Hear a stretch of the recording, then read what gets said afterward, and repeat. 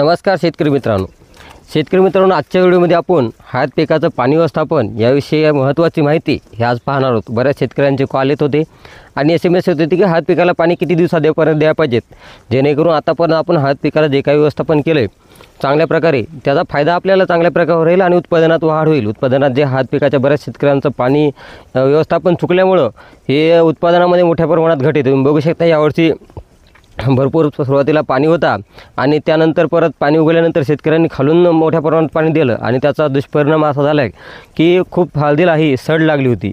बरेच शेतकरी हळद पिकाच्या सड कणसडीसाठी मोठ्या प्रमाणात परेशान झाले आणि खर्च करावा लागला आणि त्याचं नुकसान हे आपल्याला होणार आहे।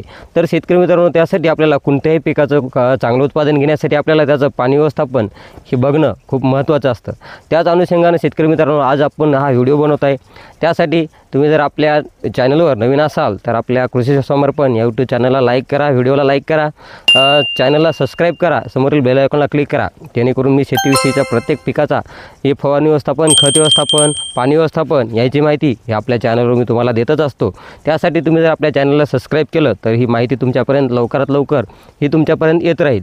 तर शेतकरी मित्रांनो, तुम्ही बघू शकता आता हळद पीक जर आपलं बघायचं झालं तर हळद पीक हे आपलं पुरेपूर 9 महिन्याचं पीक आपण हे आहे आणि त्या अनुषंगानं आज आपल्या हळदीला हे 7 महिने पूर्ण झालेले आहेत, म्हणजे 7 ते 7.5 महिने। कारण साधारण काही शेतकऱ्यांची हळदी 15 जूनची आहे तर काही शेतकऱ्यांची हळदी 1 जूनची लागवड झालेली आहे, म्हणजे जूनच्या पहिल्या आठवड्यात काही शेतकऱ्यांच्या हळदीची लागवड झालेली, काहीची लागवड ही दुसऱ्या आठवड्यामध्ये झालेली आहे। तर शेतकरी मित्रांनो, ज्या शेतकऱ्यांच्या हळदीची लागवड ही पहिल्या आठवड्यात झालेली आहे त्या शेतकऱ्यांच्या हळदीला आता या जानेवारीच्या एंडिंगला हे 8 महिने पूर्ण होणार आहेत।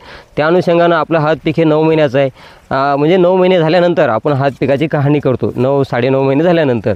कारण जोपर्यंत आपल्या हळद हे पूर्णपणे बसत नाही, पूर्णपणे पिवळं पडत नाही, तोपर्यंत आपण ही हळद कहाणी करत नाही।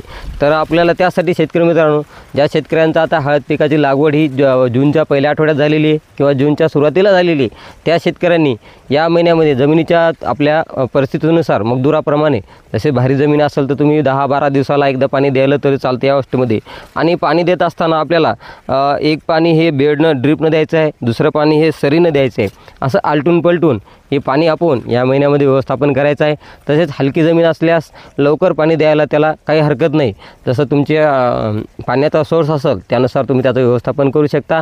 आणि जमिनीचं चांगल्या प्रकारे जशी जमीन असेल, चांगली जमीन असेल तर तुम्ही 12, 13, 14 दिवसापर्यंतही या आताच्या कंडिशनमध्ये या अवस्थेमध्ये तुम्ही पाण्याचा त्याला ताण देऊ शकता। कारण आपण जर या अवस्थेमध्ये पाण्याचा जर ताण दिला तरच आपल्या हळद पिकाची कांडीची चांगल्या प्रकारे पोषण ही चांगल्या प्रकारे होईल, त्याला कलर हा चांगल्या प्रकारे होईल। सारखं जर त्याला ओल्याला ओलं ठेवलं